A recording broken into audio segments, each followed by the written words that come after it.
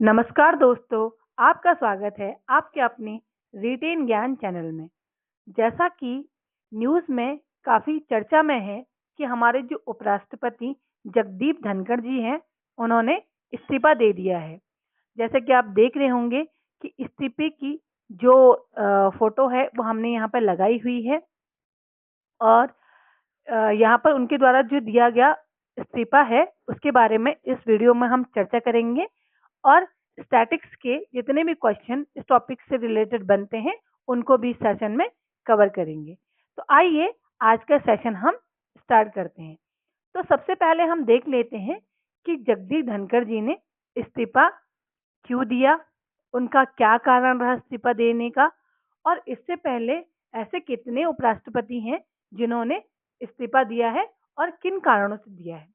तो सबसे पहले हम देखते हैं कि जो अचानक अपना पद छोड़ा और राष्ट्रपति को इस्तीफा दिया, किस कारण से, कि उनकी अपना तबीयत का हवाला देते हुए, मतलब उनकी जो सेहत है उसकी उसके उसका हवाला देते हुए उपराष्ट्रपति जी ने राष्ट्रपति को ये सूचना दी। और अचानक बड़े राजनीतिक घटनाक्रम में उपराष्ट्रपति जगदीप धनखड़ जी ने सोमवार रात को ये इस्तीफा दिया और द्रौपदी मुर्मू जी को इस्तीफा जगदीप धनखड़ ने तुरंत पद छोड़ रहे हैं और अपना सेहत की प्राथमिकता देते हुए और चिकित्सक की सलाह का पालन किया है। इस बेसिस पर उन्होंने अपना जो इस्तीफा है वो राष्ट्रपति जी को सौंपा है और उनका वो जो है 11 अगस्त 2022 को उपराष्ट्रपति के रूप में, मीन्स 14th उपराष्ट्रपति के रूप में और राज्यसभा के सभापति। आपको पता होगा कि जो उपराष्ट्रपति हैं वो राज्यसभा के सभापति भी होते हैं, के रूप में उन्होंने पद ग्रहण किया था। और जैसा कि उनका जो पद था वो 2027 तक का था, लेकिन उन्होंने 2025 में ही अपना इस्तीफा दे दिया।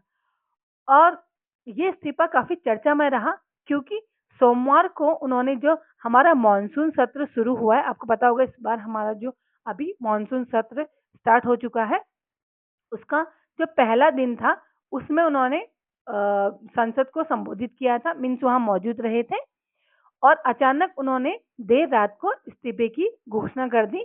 तो इससे ये काफी शॉकिंग न्यूज हो जाती है सबके लिए।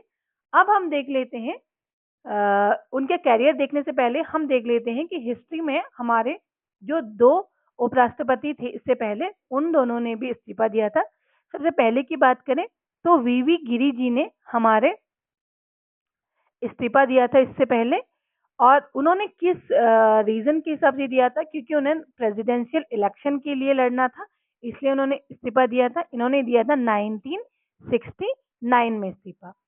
और नेक्स्ट की बात करें कि जो सेकंड दिया था वो दिया था आर वेंकट रमन जी ने। तो आर वेंकट रमन जी ने भी हमारा इस्तीफा दिया था, उन्होंने दिया था 1987 में, और उन्होंने भी हमारे प्रेसिडेंशियल इलेक्शन लड़ने के लिए इस्तीफा दिया था। और अभी की बात की जाए तो अभी हमारे जो उपराष्ट्रपति हैं जगदीप धनखड़ जी ने, उन्होंने इस्तीफा दिया है अपने तबीयत से रिलेटेड। तो यहाँ पर हमने देखा कि 3 जो हमारे उपराष्ट्रपति हैं उन्होंने अभी तक इस्तीफा दे दिया था। अब हम जो हमारे जगदीप धनखड़ जी हैं उनके बारे में देख लेते हैं कि उनका कैरियर कहाँ से स्टार्ट हुआ, उन्होंने आज तक अपने कैरियर में क्या क्या चीजें, क्या क्या उपलब्धियां गेन की। तो आइए, उनका जो प्राथमिक शिक्षा थी वो जो है ठिकाना गांव के सरकारी प्राथमिक विद्यालय से प्रारंभ हुई थी। तो वो उन्होंने अपनी शिक्षा जो एक सरकारी प्राथमिक विद्यालय से शुरू की। उसके बाद उन्होंने जो सरकारी मिडिल स्कूल धरसाना है और सैनिक स्कूल चित्तौड़गढ़ से अध्ययन किया। देन उन्होंने जो अपना डिग्री थी वो ली लॉ की डिग्री, तो उन्होंने विश्वविद्यालय से अपने लॉ की डिग्री ली थी। तो धनखड़ ने एक वकील के रूप में पेशेवर कैरियर की शुरुआत की। तो उन्होंने उनका जो कैरियर शुरुआत हुआ था वो कहाँ से हुआ था, एक वकील के रूप में।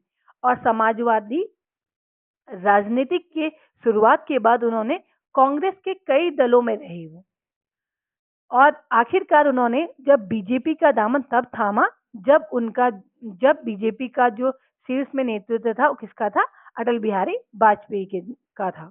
तो इससे पहले वो कांग्रेस के भी कई दलों में रह चुके हैं। देन उन्होंने लॉ की डिग्री के बाद जो राजस्थान हाई कोर्ट है और सुप्रीम कोर्ट में वकालत की और देश में कानून बनाने वाली संसद के उच्च सदन यानी राज्यसभा के पदेन सभापति भी बने, जैसा अभी हमने ऊपर देखा था। देन उन्होंने 1989 में जगदीप धनखड़ जी ने झुंझुनू संसदीय क्षेत्र से भारत के संसद के लिए चुने गए थे और 1990 में उन्होंने संसदीय क्षेत्र मंत्रालय के राज्य मंत्री के रूप में भी कार्य किया और 1993 में अजमेर जिले के किशनगढ़ चुनाव क्षेत्र से राजस्थान विधानसभा के लिए चुने गए थे। एक विधायक के रूप में धनखड़ ने लोकसभा और राजस्थान विधानसभा में महत्वपूर्ण समितियों के संसद के तौर पर कार्य किया और केंद्रीय मंत्री के रूप में वो यूरोप संघ के एक संसदीय समूह के उपनेता के रूप में भी प्रतिनिधिमंडल के सदस्य रहे थे। मीन जो यूरोपीय संसद के जो संसदीय समूह में वो क्या रहे थे? उपनेता के रूप में एक मंत्रिमंडल के सदस्य भी रहे थे। 2019 की जुलाई में धनखड़ ने पश्चिम बंगाल के गवर्नर के रूप में नियुक्ति किया गया। तो धनखड़ जी को पश्चिम बंगाल का गवर्नर जो है कब नियुक्त किया गया? 2019 में।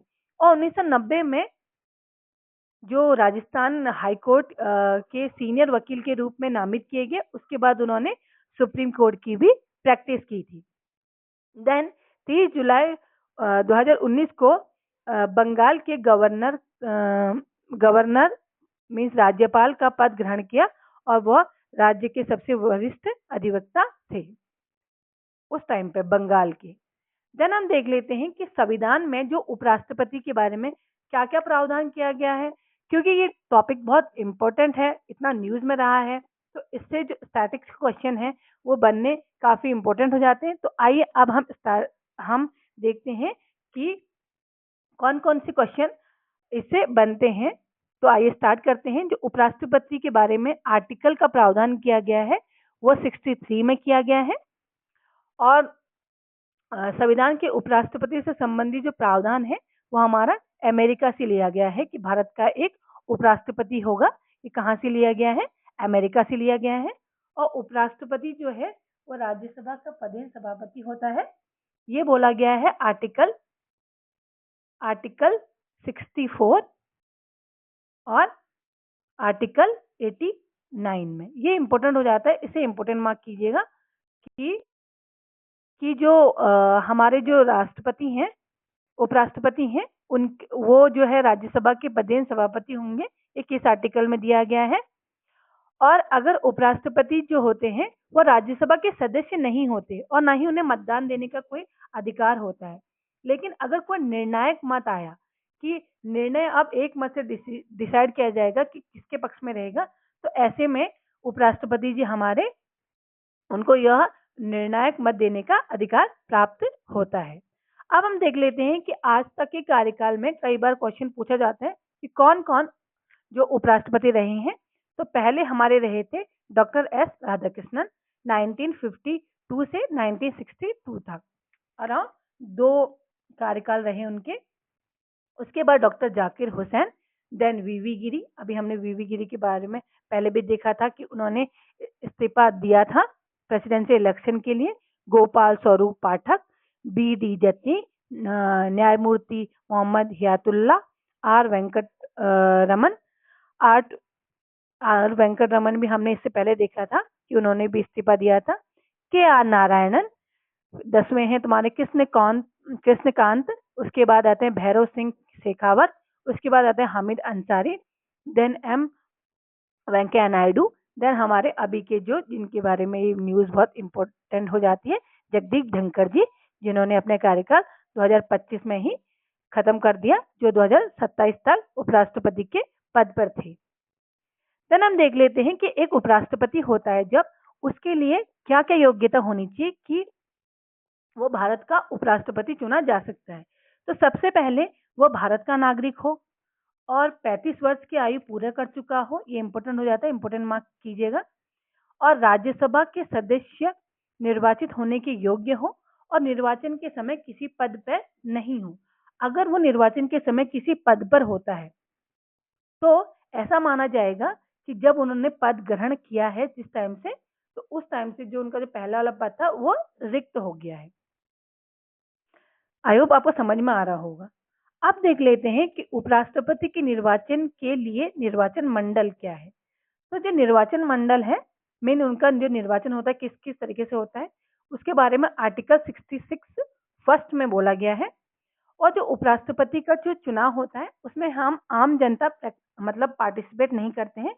उनका जो चुनाव होता है उसमें जो लोकसभा और राज्यसभा के जो इलेक्टेड और नॉमिनेटेड सदस्य होते हैं वो भाग लेते हैं। ये काफी इंपॉर्टेंट हो जाता है, इसे इंपॉर्टेंट मार्क कीजिएगा। और उनका जो चुनाव होता है वो अनुपातिक प्रतिनिधित्व पद्धति से और एकल संक्रमणीय मत के द्वारा होता है। मीन्स उसका जो उनका चुनाव होता है वो जो है गुप्त मतदान होता है। और उपराष्ट्रपति को पद ग्रहण करने से पूर्व राष्ट्रपति और उनके द्वारा नियुक्त अगर उपराष्ट्रपति चुने जाते हैं तो उनको शपथ जो दिलाया जाता है वो दिलाया जाता है राष्ट्रपति के द्वारा। और या फिर अगर राष्ट्रपति वहां पर मौजूद नहीं है, मीन्स अगर राष्ट्रपति जी उपस्थित नहीं है तो उनके द्वारा किसी को नियुक्त किया होगा कि उन्हें शपथ दिलाए, तो वो उपराष्ट्रपति जी को शपथ दिलाएंगे। देन हम देख लेते हैं कि उपराष्ट्रपति जी का कार्यकाल क्या रहता है। तो इसका प्रावधान किया गया है आर्टिकल 67 में। इसमें बोला गया है कि उपराष्ट्रपति जो है 5 साल के लिए अवधि के लिए अपना पद धारण करेंगे। और देन अगर उपराष्ट्रपति को अपना जो त्यागपत्र है वो सौंपना है तो वो राष्ट्रपति को संबोधित करेंगे। इसके लिए आर्टिकल 67 क का प्रावधान है जिसको अभी यूज किया गया है हमारे जगदीप धनखड़ जी द्वारा। और देन उनका जो अगर मीन्स की वो खुद पद से ना हटे और अगर उनको इम्पीच किया जाना हो, मीन्स उन्हें अगर उनके किसी व्यवहार से रिलेटेड या फिर उन्हें पद से हटाना हो तो उसके लिए जो राज्यसभा के सदस्य हैं उनका जो है बहुमत पारित होना चाहिए और इसके लिए लोकसभा भी सहमत होनी चाहिए, तभी उनको पद से हटाया जा सकता है। और अगर ऐसा किया जाता है कि उन्हें पद से हटाया जा रहा है तो कम से कम 14 दिन पहले उनको इसके बारे में सूचना दी जानी चाहिए। ये आर्टिकल 67 ख में बोला गया है।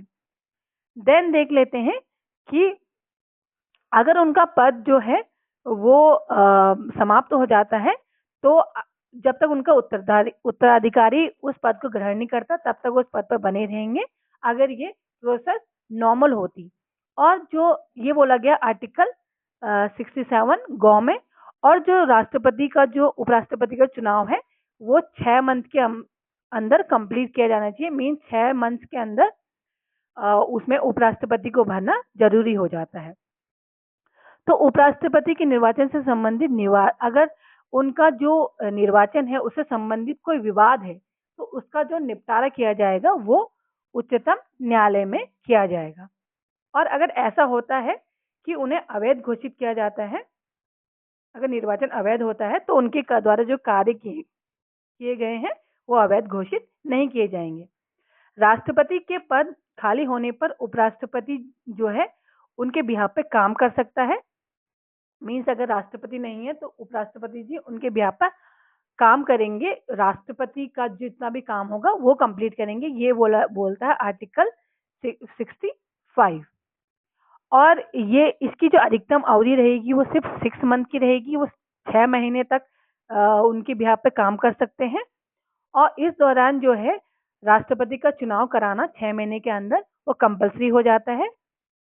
और उपराष्ट्रपति जी को राष्ट्रपति की जो सभी शक्तियां हैं, उप नियुक्तियां हैं, उपलब्धियां हैं, वेतन है और विशेषाधिकार सब प्राप्त होते हैं इस दौरान, जिस दौरान वो राष्ट्रपति के रूप में काम करेंगे।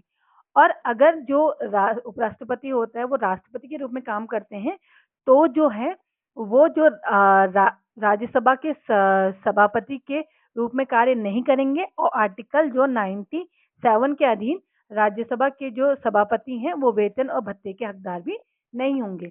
मीन्स उन्हें जो राज्यसभा के जो सभापति का जो वेतन और भत्ता होगा वो भी नहीं मिलेगा। आई होप आपको आज का सेशन जो है वो अच्छा लगा होगा, समझ में आया होगा। ये टॉपिक काफ़ी ज़्यादा न्यूज़ में है, तो ये वीडियो देख लीजिएगा। इससे आपके जो पेपर हैं उनमें क्वेश्चन बनना काफ़ी इम्पोर्टेंट हो जाता है, क्योंकि आयोग के द्वारा अक्सर ऐसे क्वेश्चन पूछे जाते हैं। तो अगर आपको वीडियो अच्छा लगा तो लाइक एंड सब्सक्राइब करें। Thank you for watching. जय हिंद।